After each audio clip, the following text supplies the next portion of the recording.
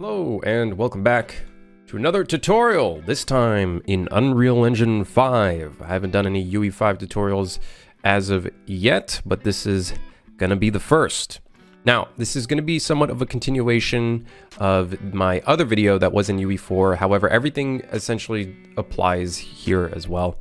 I would recommend checking out that video. It is a how to make an interaction system.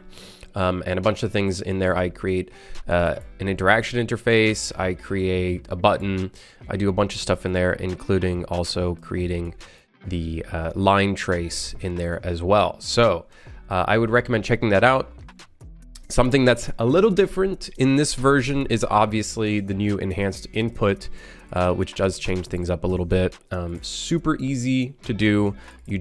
What I did is I duplicated the jump, called it interact, kept the same things, and then I just added it to the input mapping context and I set it to E. So that's essentially the only difference between the other video and this one. So I would definitely recommend checking that video out first. If you do have your own little interaction system though, this is going to work basically just the same way. We're using a line trace for objects, and we are checking if there's an interactable object from there, and kind of that's basically it. Super simple. We're going to get into that. We're going to make it so we're going to make two different types of doors. We're going to make one that the player themselves can interact with. It'll just swing open like a normal door using a timeline. And the second door, we're going to make some sort of sci-fi door where you have to push a button to open the door, and that way it will open it up, slide up like a sci-fi door. So there'll be two different types of doors that we'll be creating today, and that way you kind of learn how to create two interactables. And you'll see a lot of things that are very similar to our other video, the interaction system video. Very, very easy. The button interacts with the door opens. It's as easy as that. All right, we're going to get straight into it. If you didn't watch that video, I would definitely recommend watching that one first, kind of just scrolling through it and just kind of getting the stuff set up. I don't want to go through the same thing again, because then this video would be 2 times longer, and we don't want that. So we're going to start with a super simple door first, the normal swinging door as you would in real life. And it's super straightforward because we already have the interaction system. We'll be able to kind of reuse this stuff to open that door. And most of this that you're going to learn, I guess, is creating a timeline and whatnot. So here's what we're going to do. We're going to create a new blueprint class. We're going to select actor. We're going to call it BP underscore, I guess we'll call it normal door. Normal door. From here, we're gonna add a few static meshes to this. We're gonna add a door frame and then an actual door. So what I'm gonna do is add static mesh. I'm just gonna use the default stuff that's in the starter content. So I'm gonna call this frame. I'm gonna search up door frame, I think is the name of it. Yep, that looks pretty good. Then from here, I'm gonna add another static mesh, and this is gonna be door. I'm gonna attach it to the default scene root, just in case I don't accidentally break something, and we're going to call that one door. Now, of course, I'm going to have to move this into place. That looks pretty good, and essentially we're just going to swing it open like a normal door would. So now we have these two things, which is great. They are set to movable because we are going to have to, well, move them because they're going to be rotating and stuff like that. So from here on out, now we're going to do, in the class settings, we're going to implement the interface. So for me, I called it BPI interaction. Whatever you called it, you can slap it in there. And that basically means we can now interact with this door. Okay, so now we are going to make it so we can interact with it. So we're going to do event interact with actor. And now we have that. It's all good to go. All we have to do now is create a way for our door to know if it was opened or closed. And the best way of doing that is using a Boolean. So I'm going to call this Boolean opened. And then from opened, I'm going to drag it in, do a get, and I'm going to create a branch. And this branch will allow us to either open or close the door based on its state. So when we open it, or when we click on the actor and we pressed on it and try to interact with it, if open is already true, that means we're going to be closing it. So we're going to set it to false. However, if it is false, then we are going to be opening it. So we're going to set that to true. From here, we're now going to do add timeline. We're going to create a timeline. I'm going to call it open close door. And from here, this is going to essentially either open it or close it. So when we play it, we're going to be moving forward through the timeline. And when we close it, we're going to be going in reverse. So essentially, it's just going to look like this. Kind of annoying that it's crisscrossing, but that's just how it is in our scenario here. So now in the timeline, I'm going to open it up and I'm going to make the length 1 second. And we're going to add a track called a float track. And I'm going to call it alpha. We're essentially going to use a lerp to lerp between 0 and 1. 0 being closed, 1 being open. So to add keys in here, all you have to do is right click, add key. We're going to set the time to 0. Right click again. I'm going to set the time to 1 second so you can kind of see what we're doing here.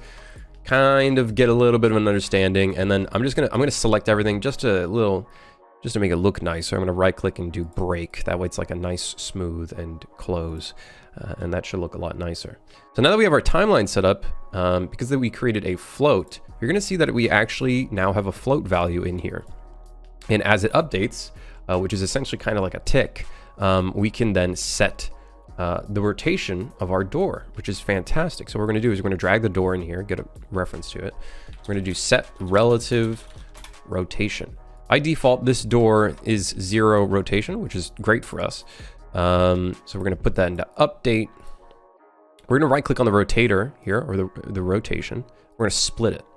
So now we have access to the Z, which is the yaw, which is how a door would rotate, or a normal door, I guess, not a door on a Lamborghini or whatever. And then we're going to go in here and we're going to do a lerp out of the alpha.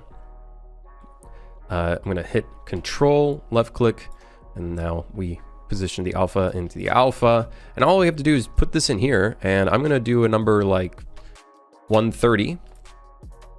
So this means 0 is closed, 130 is going to be opened. Very, very easy, very straightforward.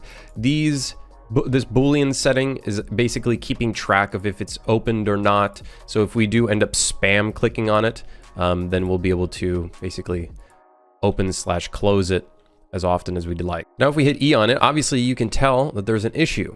And I found this out the first take of this video. The door, for some reason, in the starter content, if you click on it and go to its static mesh reference, it for some reason does not have simple collision, and I do not know why. So what you have to do, and if you want to see if you actually have simple collision or not, because our line trace uses simple collision, we can go into show simple collision, and would you look at that? There's nothing. Well, what we can do to fix that is we can go to collision, add box collision, and if we have the scale snapping set to off, we can kind of put this into place, and now we have simple collision, which now means this door should work. Would you look at that? We have an opening and closing door. I did have to change my character's default radius because I couldn't get through this, but now we can. I went on diet, I guess. But yeah, now the door works. We can open it and close it. We can close it while it's opening. We can open it while it's closing. So that's what that Boolean is doing. It's basically keeping track of which state it's in. That way we can play the timeline in the correct direction. So that's how you essentially make a very easy swinging door, which is fantastic. But what if we wanted to create a SciFi door, which does get a little bit more complex because we only want the button to interact with the door. We don't want the player to be able to interact with the door. So how can we do that? So what I'm going to do is I'm going to duplicate the normal door, and I'm going to call it BP_SciFi door, I guess. And the nice thing is the SciFi door is essentially the same structure, but instead of just rotating, instead it's just setting the location of the door. Essentially, it's just going to slide up and down. So I'm going to increase the size of the frame a little bit, just make it look a little fancier. I'm going to change the door with a, what's it called? Pillar frame. Place it in the middle here. Scale it up. Scale it down, kind of just, making it look like a door that would fit here.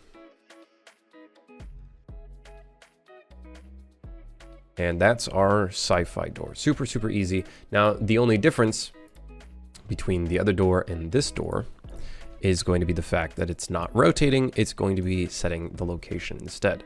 So what we need to do is we're going to remove the relative rotation, and instead we're going to do set relative location. And I'm going to make it slide up and down. So I'm going to be using the Z for this. So we're going to split again, kind of similar structure. Move that there. That's all it needs.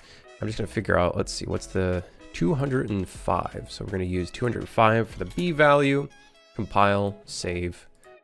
Now, if we drag in the SciFi door, we can interact with it, which is great, but that's not necessarily what I want. And obviously we can tell this is another issue with our other door. The door frame can open and close the door. So what we need to do is we need to somehow tell the doors or the player that the player can only interact with things that they can interact with, not with anything else. And there are multiple ways that you could probably go about doing this. One of the simplest ones that I can think of, though, is giving each component a separate tag. So for the SciFi door, we don't want the SciFi door to be opened at all by the player. However, we want the normal door to be opened by the player. I just have to reload the level because there's a weird bug in UE5 where things disappear. And there it is. So how do we want to do this? Well, first off, let's go ahead and let's add a tag in here to the normal door. And we're going to do search tag, and we're going to give it a component tag. We're just going to call it interactable. So that's what we're going to call it. Remember, you're going to have to remember this text because we're going to use the exact text here. For now, I guess I'll just copy paste it. So I copied that. We're all good. We're going to go back to the first person character. And in hit actor, or in this break hit result, instead of hit actor, we're going to use hit component. We're going to check if it has the tag. If component has tag interactable, then we will allow ourselves to interact with the object. Super easy, super straightforward, kind of just an additional part to this that will allow us to interact with specific things in an actor and not interact with the other things. So now if I hit E on this, you can see it's not working. However, if I hit E on the door, it works because we set a tag on the component, which is great for us. The door frame doesn't work anymore, which is exactly what we want. We just want the door. Just want to be able to go through the door, click on the door again, and then it's all good. We're not clicking anywhere else. This door we can't open because we need a button that interacts with it. And that's where the other tutorial kind of comes in again. So we have this button, and in the past tutorial, we pretty sure made it so we had a actor variable, which was instance editable. And we can see here, interact with actor, which is fantastic. Super, super easy. So all we have to do now is in this button, we pick actor from scene and we do the SciFi door. And then we push the button. Obviously the button doesn't work because remember, we made a new component tag. So what we have to do with the button is we have to go in here, open Blueprint Editor in the static mesh, or if you have a box. So if you have either the box or the static mesh, make sure that you do the box probably first because that's what you're actually hitting if you followed the other tutorial. However, in my case, I just have a static mesh. So in here, I'm going to go to component tags again. I'm going to add the component tag that we created, which was, I believe, interactable. Now our button's going to work again. Everything is working exactly how we wanted to. We click E on it, kablamo. The door moves, open and closed. And it looks great too. We can move through it just as we would with a door. And that's basically it. That's how you make two different kinds of doors using timelines. Very easy way of making them, and that kind of expands upon an interaction system. And if you're just learning Unreal, I would definitely recommend exploring different things that you can interact with and kind of branching out. And through this, you'll be able to learn new things and, you know, basically get into Unreal and really kind of like play with it and have fun with it. First, we started with lights. Now we went to doors. Next, maybe what you could do is make it so, I don't know, things, blocks or platforms start moving around, or perhaps you can even try your hand at an inventory system. And that's a great way of kind of learning things.